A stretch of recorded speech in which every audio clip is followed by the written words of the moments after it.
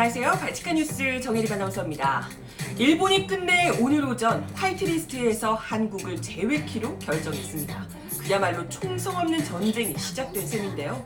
이런 가운데 어젯밤 일본 수출 규제 대응 예산 등이 포함된 추경안을 밤새 심의하던 국회에서 예결위원장인 자한당 김재원 의원이 심사 도중 몇 시간 동안 사라졌다가 술에 만취한 채 등장해 무리를 빚고 있습니다. 오늘 발칙한 뉴스 이야기들로 시작해봅니다.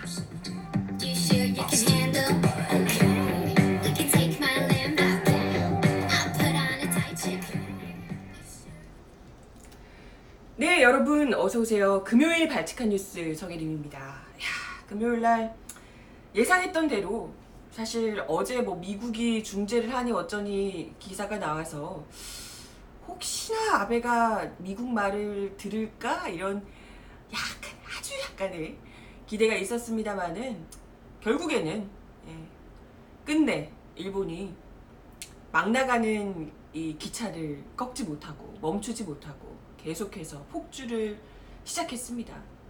오늘 오전 일찍 들어온 기사인데요. 다들 보셨죠? 네, 일본이 화이트리스트 한국 제외 결정했다. 끝내 경제보복을 강행했더라라는 소식 아침부터 들려왔습니다. 오늘 오전 10시 좀 넘은 시각에 한국을 수출 통제 절차 간소화 대상인 화이트 국가에서 제외하기 위한 절차 가기 결정을 강행했다고 합니다. 오늘 현재 지금 화이트 국가로 인정하는 27개국 가운데 한국을 제외한다는 가기 결정을 조금 전에 오늘 오전에 내렸다는 속보인데요. 가기 결정 뒤 공포 절차 기간에 걸쳐서 절차를 거쳐서 이번 달 하순부터 시행에 들어갈 것으로 보이는데요. 공포 뒤 21일이 지나면 개정안이 시행되게 된다고 합니다. 근데 일본이 지금 이 화이트리스트 국가에서 누군가를 다시 배제하는 일은 지금 처음이라고 하는데요. 그죠?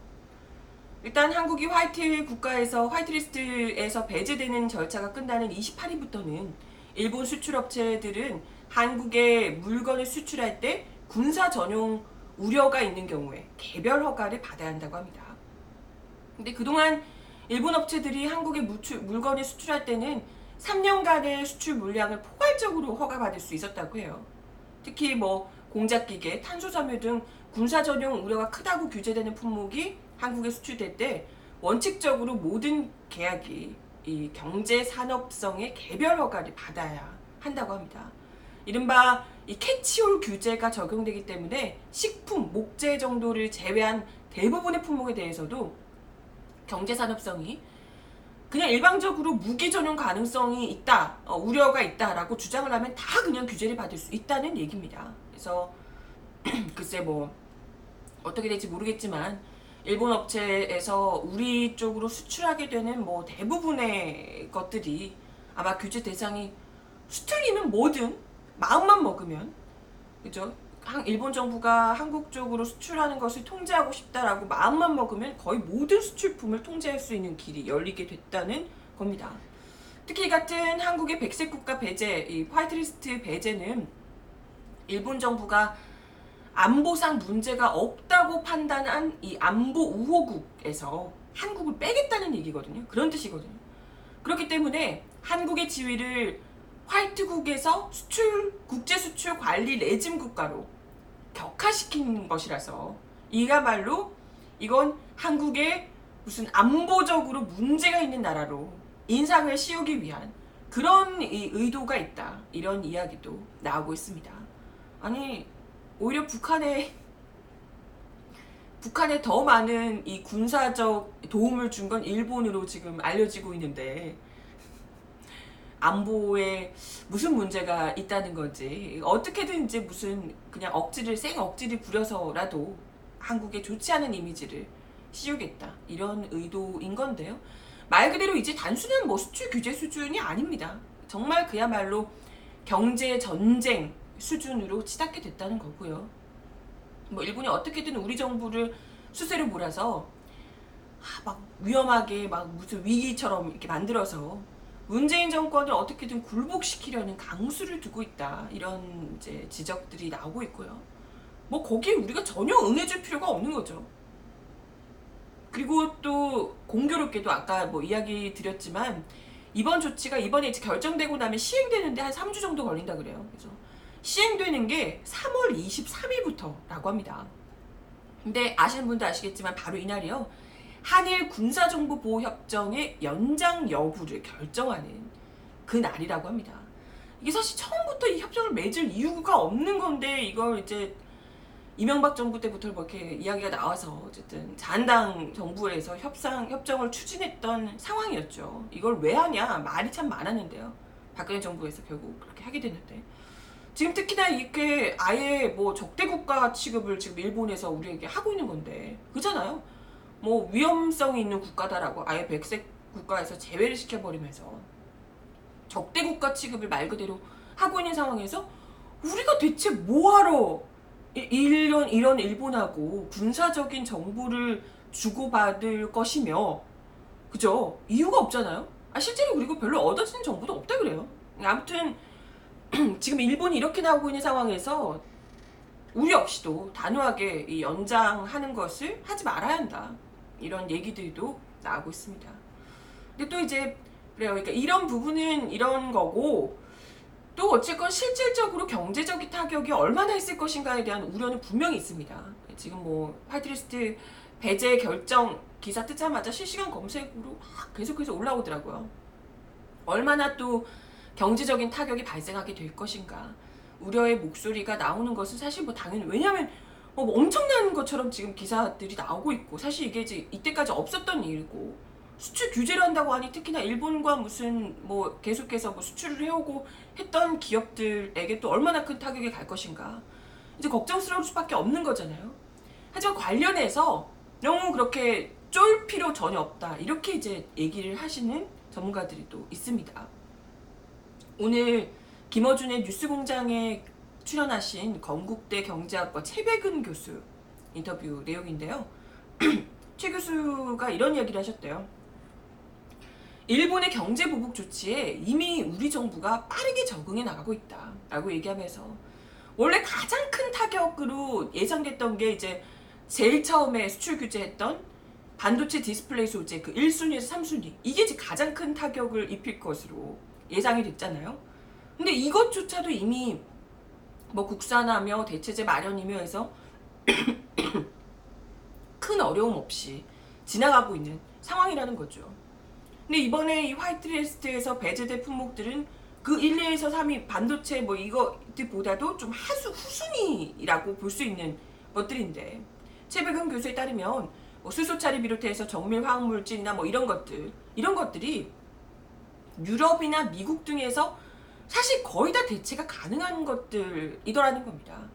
그러니까 뭐 가장 치명적이었던 이 1위에서 3위 정도 이 반도체 디스플레이 소재 가장 치명적이었던 것들도 지금 우리가 이미 어떻게 대처할지 지금 계획이 다 선 상황인데 그 다음 리스트들은 지금 뭐 이렇게 뭐 1100개가 어떠니 뭐 이런 얘기를 하지만 그렇게까지 큰 타격을 입히진 않을 것이다. 이런 얘기입니다. 물론 계속 거래하다가 이제 또 새로운 곳으로 바꾸려면 아무래도 이제 초기에는 좀 불편하고 짜증나는 부분이 있을 거예요, 분명. 그죠? 뭐 비용도 일단 들고 초기에 다시 좀 검사하고 이러려면 또 일부 손해도 나고 할 수 있어요.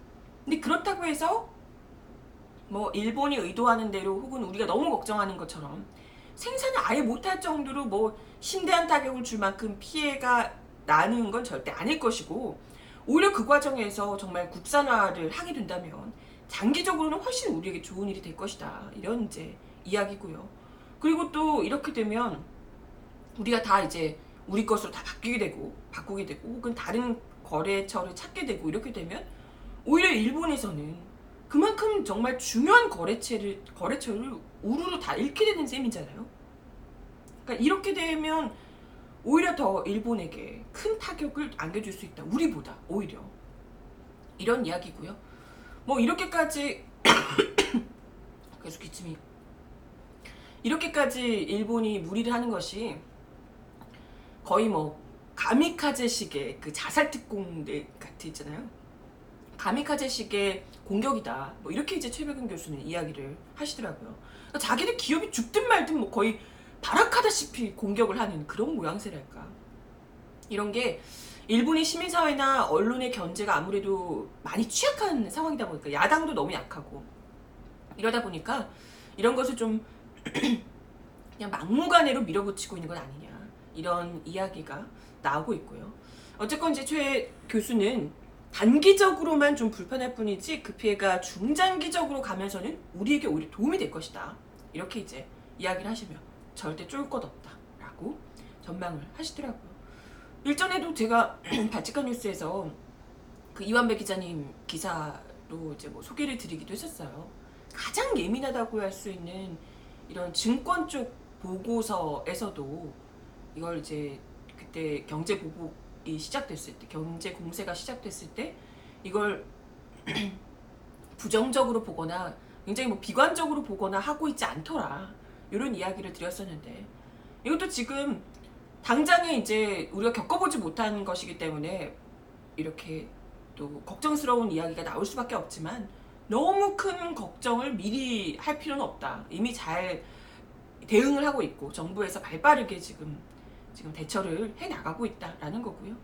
어쨌건 또 변화에 좀 더 취약할 수 있는 이 중소기업들 같은 경우에는 또 어쨌건 그 초기에 피해를 볼 수 있으니까요. 정부가 좀 더 세심하게 피해 정도를 살피고 좀 이제 새로운 활로를 개척하고 이러는데 도움을 줄 필요는 분명히 있어 보입니다.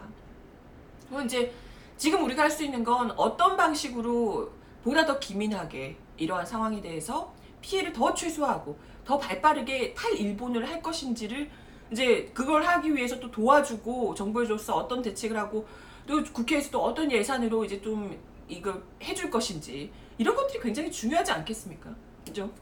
근데 뭐 이렇게 중요한 상황에서 긴급한 상황에서 어제 국회에서 좀 난리가 있었다고 하더라고요. 지금 국회에서 아직 추경 합의조차 못하고 있다고 하죠.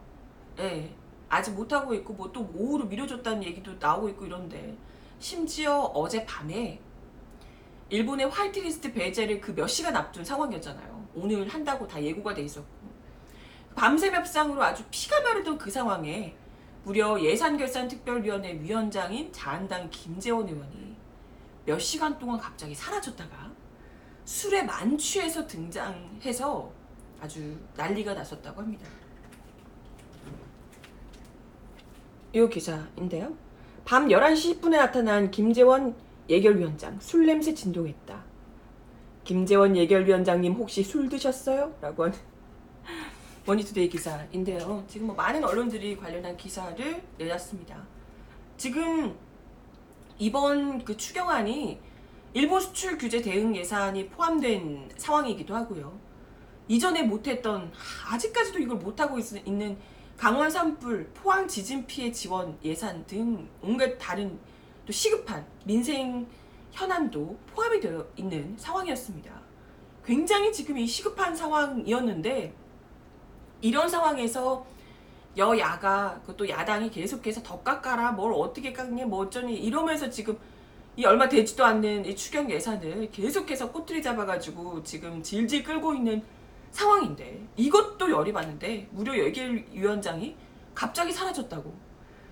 갑자기 사라졌다가 그것도 술에 만취해서 나타났으니 얼마나 황당하겠습니까?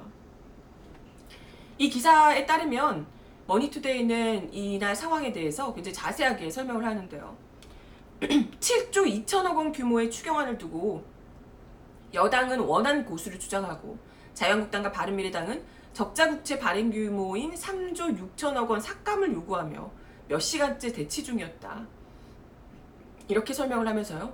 밤 11시 10분에서야 기자들 앞에 모습을 드러낸 김재원 위원장의 얼굴은 빨갛게 달아올라 있었고 입에서는 술 냄새가 풍겼으며 간혹 몸을 가누지 못하는 모습도 보였다. 이렇게 이야기를 했습니다. 와, 정말 아니 근데 사실 지금 무슨 적자 국채 발행을 3조 6천억 하는 걸 아예 못하게 하고 그것만큼 삭감해서 그냥 통과를 시키자고 주장하는 것 자체도 말이 안 되는데 지금 이미 우리 지금 정부에서 문재인 정부에서 사실 이전보다 더 많이 빚을 갚아놓은 상황이라고 하더라고요. 올해 들어 더 많이 갚아놓은 상황이고, 이 정도를 그때까지 국채 어마어마하게 발행을 했습니다. 이때까지 다른 정부들도 정말 말도 안 되는 수준의 국채를 발행해 왔었는데, 이걸 무슨 빚이 무조건 국채를 발행 아예 안 하는 게 좋은 건 아니거든요. 근데 이걸 마치 국채를 발행하면 빚을 지니까 더 안 좋은 것처럼 이렇게 얘기하는데, 오히려 이전보다도 재정 건전성은 더 좋아졌다고 네, 전문가들이 평가를 하고 있는 상황입니다. 그러니까 3조 6천억을 적자 국채 발행하는 게 절대 문제될 것이 없는데도 불구하고 괜히 이제 국민들에게 빚내서 빚잔치로 뭘 어떻게 하는 것처럼, 아니 필요한 부분에서는 적자 국채를 발행했다가 또 그 다음에 들어와서 갚고 이렇게 하는 거죠. 그게 당연한 건데. 그리고 이번에는 이게 그 국민들 세금이 예상했던 것보다 더 많이 거쳤다고 하더라고요. 그러니까 전혀 문제될 것이 없는 상황임에도 불구하고 이렇게 이제 억지를 부리면서 야당이 더 이제 추경안을 삭감해야 된다. 삭감시키고 뭐 어디서 뺄 것인가 이거 가지고 이제 어제 한참 싸웠던 모양이에요. 그렇게 밤샘 정말 싸우고 있는 상황인데 거기서 이제 예결위원장이 몇 시간 동안 사라진 거예요. 아니 그 이후에 나타났을 때 술 먹은 것도 술 먹은 건데, 사실 그런 상황에서 사라진 것부터가 진짜 너무 쇼킹한 거 아닌가요? 이렇게 정말 중요한 추경심사 도중에 여야가 완전 정말 첨예하게 맞붙고 있는 이런 상황에 예결위원장이라는 사람이 몇 시간 동안 사라졌다는 그 사실만으로도 이건 이 사람이 예결위원장 자격이 없는 사람 아니냐, 이런 이야기가 나올 수밖에 없는데요. 기사에 이런 내용이 나옵니다. 국회 예결위원장이 예산결산위원장 김재원 위원장이 사라졌다. 미세먼지, 재해재난, 경기 대응 추가화 경정 예산안 막바지 심사를 벌이고 있던 때였다. 7조 2천억 원 규모의 추경안을 두고 여당은 원안 고수를 주장하고 있고, 자유한국당과 바른미래당은 적자 국채 발행 규모인 3조 6천억을 삭감을 요구하며 몇 시간째 대치 중인 상황이었다. 모 예결위 간사는 예결위원장이 심사 도중 몇 시간 동안 사라져서 경찰에 신고해서 찾자는 얘기까지 나왔다라고 털어놨다는 겁니다. 아니 그 총각을 다투는 상황에서 바로 몇 시간 후면 일본 수출 규제 아니 화이트리스트 배제가 지금 발표되는 이런 상황에서 참 진짜 대체 뭘까요? 뭐 하려고 몇 시간 동안이나 사라지는 것도 너무 쇼킹한데, 그래서 경찰에 신고해서 찾자는 얘기까지 나올 정도였는데, 그러고 나서 한참 있다가 나왔는데 그것도 막 술에 취해서 술 냄새가 완전 풀풀 풍기고 약간 비틀거리기까지 하고 이렇게 했다는 거잖아요. 그래서 술 취하셨냐, 술 드셨냐 하는데 아니라고 얘기하는데, 무슨 이미 완전 만취한 술 냄새가 막 기자들 곁에 완전 뭐 이렇게 났다고 하는데요. 이게 대체 말이 되는 얘기입니까? 그렇죠? 관련해서 더불어민주당 이재정 의원은 페이스북에 기재부 공무원, 국회 직원들, 모든 의원들이 다 대기 중이고, 무엇보다 재추경, 일본의 경제 침략 등 경제 위기 대처 추경에 국민들이 노심초사 기다리고 있는 밤인데 예결위원장 음주로 모든 게 중단되고 미뤄진 것이냐라고 분개를 했습니다. 진짜 어떻게 아무리 술을 좋아해도 이 상황에서 술이 들어가나? 진짜?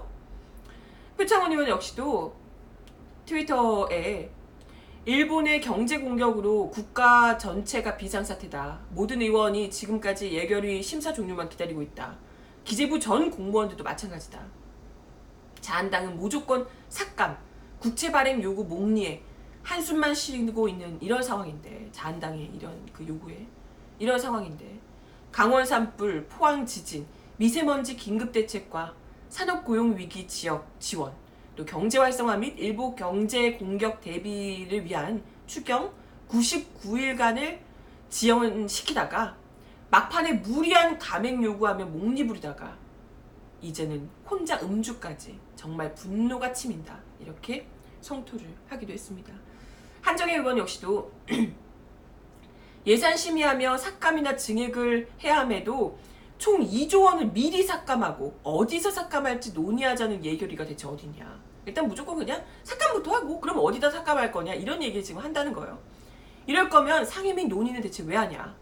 2019년 전체 예산 470조에서 5천억을 삭감했는데 6.9조 추경에서 2조 삭감이라니. 그 와중에 술이 넘어가십니까? 이렇게 질타를 하기도 했습니다. 관련해서 뭐 당연히 네티즌들의 비판도 계속해서 이어졌는데요. 관련 기사의 댓글로 100일 동안 추경을 묶어놓고 막판까지 술 마심의 회방, 직무유기로 다 처벌받아야 한다. 그렇게 말이요 진짜. 정말 더 어디까지 바닥을 보일 것인가. 일본의 경제 침략에 국민들은 애가 타는데 한국당의 짓거리란 정말 울고 싶다. 일개 국민인 나도 일본이 오늘 발표할 화이트리스트 제외에 신경 쓰고 있는데 추경 가지고 몇 개월 질질 끄다 술 마시고 회의 참석을 하고 싶냐. 자한당의 바닥 끝이 없다. 이렇게 이제 일침을 하기도 했고요. 추경 국채 발행 규모 MB정부 23조, 박근혜 정부 25조. 그러나 문재인 정부에서는 6.9조 원도 불가. 참 자유한국당의 추경 반대 목리 정말 징하다. 이런 댓글이 달리기도 했습니다. 그러게요. MB정부, 박근혜 정부에서 20조대를 그렇게 추경을 해놓고 그걸 가지고도 그렇게 크게 뭐 문제 안 되고 오래 끌지도 않고 바로 통과가 됐습니다. 그잖아요. 뭐 논란이 있었긴 했지만 그래도 통과가 됐어요. 근데 뭐 10조도 아니고 그거 6.9조 가지고 거기서 3.6조, 2조 삭감하라고 이런 얘기를 하고 있는 이 자한당의 와 정말 내로남불 이 추악한 행태는 이름 말할 수가 없고요. 정말 이 정도면 일부러 이러는 것 아닌가. 나라를 일부러 망하라고 이러는 것 아닌가. 이런 생각이 들 정도입니다. 이렇게 듣고 근데 어젯밤에 결국 안 돼가지고 오늘 아침에도 또 안 돼서 지금 추경 합의 오늘 오후까지로 또 미뤄졌다고 하더라고요. 오후로 미뤄서 다시 한다고 하는데 일본이 저렇게까지 지금 도발을 하며 총공세를 펴고 있는 이런 상황에서 국회가 앞장서서 정신 똑바로 차리고 나서서 대응을 해도 모자랄 판에 술판 벌리고 아주 질질 시간만 끌고 목리 부리고 아주 잘하는 짓입니다. 응? 아주 진짜 어휴 정말 해도 아무리 그래도 어떻게 어제 그런 날까지 이랬어야 되나 생각이 들고요. 그죠? 이런 시급한 상황에서 네, 이런 상황에서 어제 또요 논란이 됐던 사람이 있습니다. 자유한국당의 한 초선 의원이 자유한국당의 친일 본색을 아주 노골적으로 드러내는 발언을 해서 논란이 일고 있는데요. 기사 보셨을 것 같아요. 자유한국당 송언석 의원 한일 청구권 협정에 개인 청구권까지 포함됐다라고 하며 일본 주장에 동조하는 발언을 해서 물의를 빚고 있습니다. 송원석 의원 초선이고 경북 김천 지역의 의원이신데요. 어제 YTN 방송에 출연해서 1965년의 한일 청구권 협정에 따라서 개인 청구권까지 다 해결이 됐다. 이렇게 주장을 한 겁니다.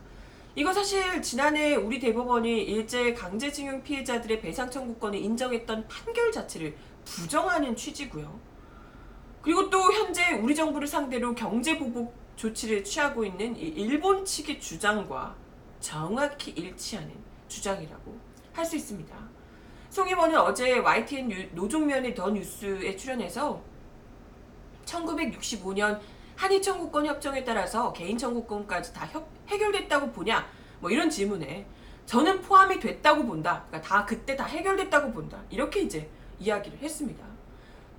송 의원은 대법원 판결이 난 것을 부정할 수는 없지만 그걸 최대한 존중한다고 하더라도 정부는 대법원이 판결했기 때문에 그냥 이대로 가야 한다는 입장을 가지기보다 국가 간의 국제법적인 조약을 존중하는 측면에서 정부가 나서야 하는 게 아니냐 이렇게 주장을 했다고 합니다. 아니 그러면 정부가 사법부 판단에 개입을 해야 된다 이런 얘기예요. 그러면서 이번에 판결난 소송 당사자 6분이 받아야 하는 청구권 6억을 먼저 우리 정부가 보상하고 그 다음에 정부가 일본과 사후에 좀 더 긴 시간을 가지고 해결하는 방법을 찾는 식으로 나가는 것이 정부가 취해야 할 태도다라고 이야기를 했다는 겁니다. 아니 우리 정부가 그걸 못 준다는 게 아니라 정부가 줄 이유가 없다 이런 게 아니라 정부가 뭐 그런 분들을 위해서 뭔가를 해줄 수는 있겠죠. 복지든 뭐든 해줄 수는 있지만 왜 그걸 우리가 일본 정부 대신해서 그걸 주고 해결을 해주고 일본하고 긴 시간을 걸쳐서 해결을 언제 할 건데 이미 긴 시간을 걸쳐서 했고 지금 남아 계시는 분들이 언제 또 지금 워낙 고령들이셔서 어떻게 되실지도 모르는 상황인데 얼마나 더 긴 시간을 한 2000년 흐른 다음에 하시게요? 어쩌라는 건지 대체. 이거는 그냥 뒤로 미루는 게 아니라 정부가 그냥 대충 돈 주고 치워라 이런 얘기밖에 안 되는 겁니다. 사실 이분들이 지금 돈 몇 푼을 더 받자고 지금 이런 걸 하는 게 아니잖아요. 지금 돈 자체가 중요해서 돈 얼마를 더 받겠다고 지금 이러는 게 아니잖아요. 진정으로 일본에게 책임이 있다는 것을 제대로 알리고자 그리고 그에 대한 배상을 받고자 하는 것인데 그잖아요. 일본의 책임을 인정하고 그리고 일본으로부터 제대로 된 사과를 받고 이런 것이 사실 중요한 문제인데 우리 정부가 돈 먼저 주고 나중에 그건 해야 되는 문제다 이렇게 얘기를 한다는 것 자체가 정말 이 사람이 과연 한국 사람 맞나 이런 생각을 또 들게 하고요. 역시나 이 토론에 같이 있었던 더불어민주당 강병원 의원은 물론이고 진행자인 노종면 앵커도 이 같은 송 의원의 발언에 황당함을 감추지 못했다고 합니다. 강병원 의원은 송 의원의 말을 들어보면 여전히 우리 대법원 판결에 대해서는 인정하지 않고 일본 주장에는 적극적으로 동조하고 있는 것이다. 제가 지금 일본의 외교장관이랑 토론하고 있는 게 아니지 않냐. 어떻게 철저하게 일본의 입장을 그렇게 똑같이 따라가냐. 이렇게 이제 이야기를 했고요. 노종면 앵커도 제가 진행자로서 사실관계는 확인해야 한다. 일단 그동안 자유한국당이든 민주당이든 여야 의원들이 출연하셔서 개인 청구권 부분이 1965년 한일 청구권 협정으로 모두 소멸됐다고 말한 분은 저희 시간에 아무도 없었다. 이렇게 얘기한 건 송 의원이 처음이다. 라며 말을 잇지 못했습니다. 근데 송 의원은 저는 판결문에 나와 있는 내용을 보고 그렇게 개인 청구권이 소멸된 것으로 이해하고 있다. 라며 자신의 입장을 굽히지 않았다고 합니다. 모두가 다 그 판결문을 보고 다른 분들은 다 그렇게 얘기 안 하시는데 혼자만 그렇게 생각을 하시면 문제가 있다는 생각을 안 하실까요? 아무튼 민주당이 공식 논평을 내고 강력하게 비판을 하기도 했습니다. 오늘 송 의원이 귀를 의심케 하는 주장을 펼쳤다. 개인의 손해배상 청구권은 강제징용 배상 판결을 고의로 지연시킨 박근혜 청와대조차도 인정을 했던 바 있고 2005년 민관공동위원회, 2018년 대법원 판결 등을 통해서 우리 정부와 사법부가 한일협정 이후 늘 일관된 입장을 유지해왔던 것이다. 개인의 권리를 국가가 박탈할 수 없음을 중시하는 국제법에 있어서도 손해배상 청구권은 여전히 살아있음이 명백하다.